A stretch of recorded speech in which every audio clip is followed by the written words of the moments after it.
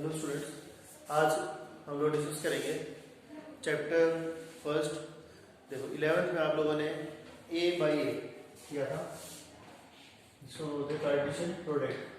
ठीक है, तो कार्टेशियन प्रोडक्ट में आपने ए क्रॉस ए की वैल्यू कैलकुलेट की थी। तो उसके अंदर क्या होता है, मान लो आपके पास ए इक्वल टू दिया होगा आपको 1,2।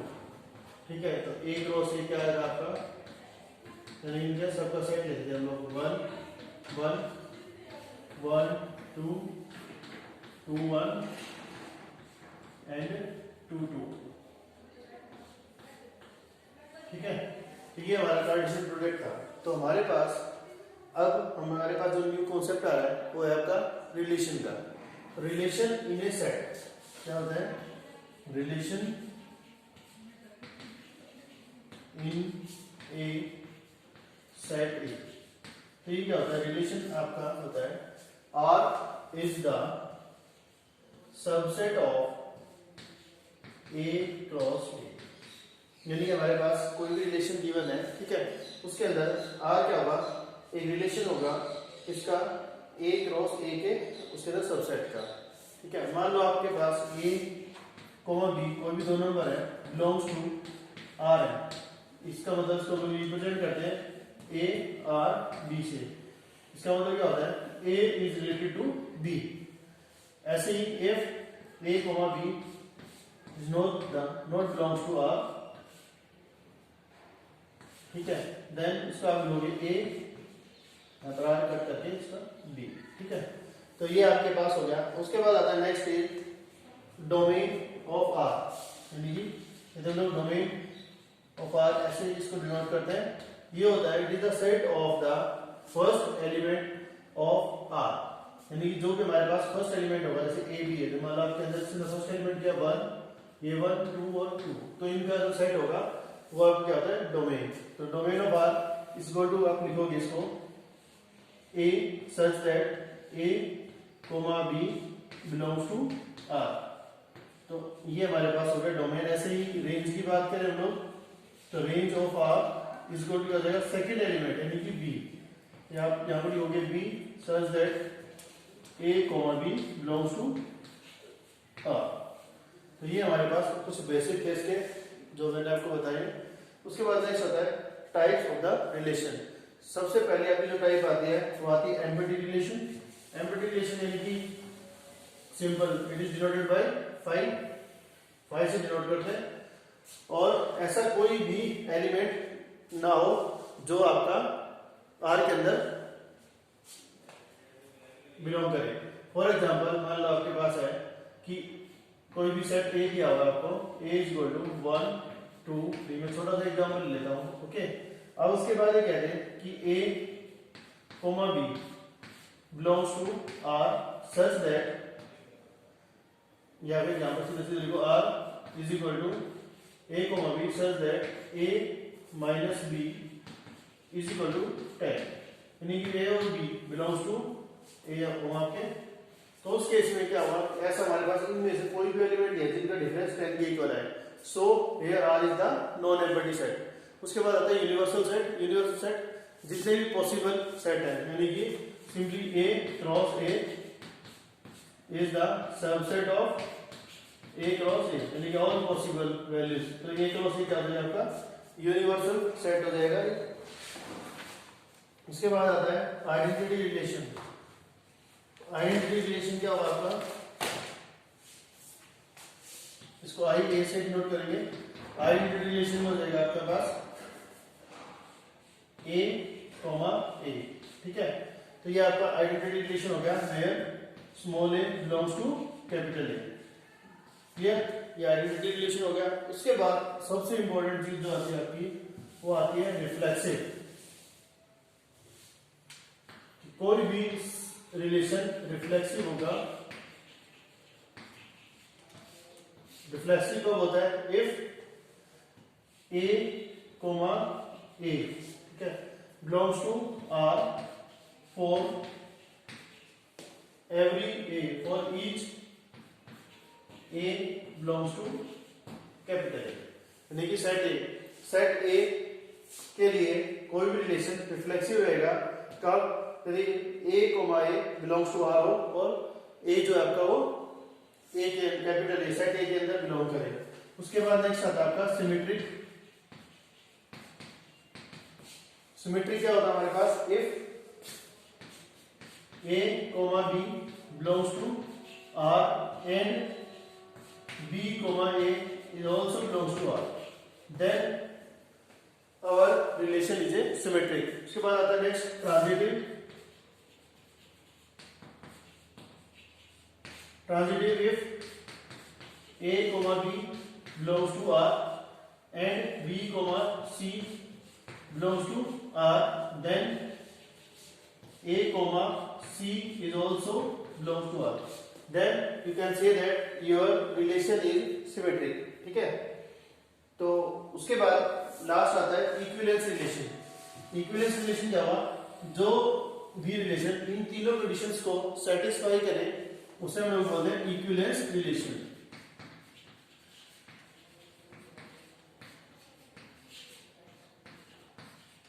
क्लियर है चीज? तो आपको अभी देखो, अभी हमने और क्या किया, जो भी रिलेशन था हमारा, ट्रांजिटिव क्या होता है, रिफ्लेक्सिव क्या होता है, सिमेट्रिक क्या होता है। सबसे पहले था रिफ्लेक्सिव। रिफ्लेक्सिव यानी कि same A comma A, symmetric A comma B और B comma A, transitive A comma C मतलब A comma B comma C and A comma C होना चाहिए। ठीक है, तो ये तीनों कंडीशंस को जो सेटिस्फाई करेगा वो हमारा क्या होगा, इक्विवेलेंस रिलेशन होगा। अब इसके ऊपर हम लोग क्वेश्चन करते हैं। फर्स्ट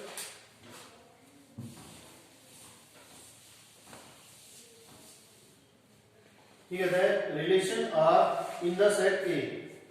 सेट ए आपको गिवन है 1 2 3 4 5 6। This is question number first का थर्ड पार्ट है ये। As R is equal to x comma y such that y is divisible by x। तो अब ये शो करना है this is not the symmetric reflexive as well as transitive. Okay, अब हमें सबसे पहले देखो हमारे पास क्या दिया हुआ है, x comma y, y is divisible by x। तो हम लोग रिफ्लेक्सिव के लिए ले लेते हैं x कोमा x ले लिया आपने। ठीक है, अब हमने यहाँ पर दो नंबर लिए x कोमा x। अब x is divisible by x होता है। ठीक है, तो अब यहां पर आप दो नंबर ले लो कोई भी, x और y दोनों डिफरेंट नंबर है। जैसे हमने एक ले लिया 2 और एक ले लिया 4, 2 कोमा 4। अब 4 इज डिविजिबल बाय x। ठीक है, तो 4 क्या है, 2 से डिविजिबल है, सो 2 इज रिलेटेड टू 4। अब दूसरा लेते हैं लोग 4 कोमा 2। अब 4 कोमा 2 जो है, अब क्या है 4, अब 2 is divisible by 4, no, so R यानी कि 4 R not 2, so it is not a symmetric. Clear चीज? तो यहाँ पर ये सिमेट्रिक नहीं है। और रिफ्लेक्सिव तो मैंने बताया था आपको कि यदि हम मान लो रिफ्लेक्सिव के अंदर क्या लेते हैं, 4,4 लेते हो आप, यदि रिफ्लेक्सिव प्रूव करना है तो। अब this 4 is divisible by 4, so it is a reflexive. तो यहां पर क्या है, रिफ्लेक्सिव तो होगा बट सिमेट्रिक नहीं है, नॉट सिमेट्रिक। अब जो थर्ड कंडीशन है इसकी वो चेक कर लेते हैं कि a कोमा b और b कोमा c वाले। मान लो आपके पास x कोमा y है। ठीक है, now y is divisible by and y comma z both belongs to r। इसका मतलब क्या होता है, इसका मतलब होता है कि y is divisible by x, y is divisible by x, और इसका मतलब क्या होता है, z is divisible bye y। अब देखो y जो है वो x से डिविजिबल है और z क्या है, y से डिविजिबल है। अब y किससे डिविजिबल है, x से, तो इसका मतलब z भी क्या होगा, x से डिविजिबल होगा, सो z is also divisible by x. Hence x comma z is also belongs to R. So the given relation is transitive. So the given relation is transitive. यानी कि जो ये रिलेशन आपको गिवन है ये क्या है, रिफ्लेक्सिव भी है, ट्रांजिटिव भी है, बट सिमेट्रिक नहीं है। ठीक है, इसके बाद हम लोग नेक्स्ट क्वेश्चन देखते हैं। Question number 5।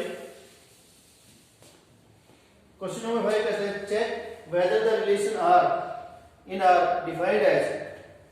क्वेश्चन नंबर 5 है ये कहता है R is equal to a comma b such that a is less than equal to b cube is reflexive, symmetric और ट्रांजिटिव। तो हमें चेक करना है कि ये जो गिवन रिलेशन है हमारा क्या होगा।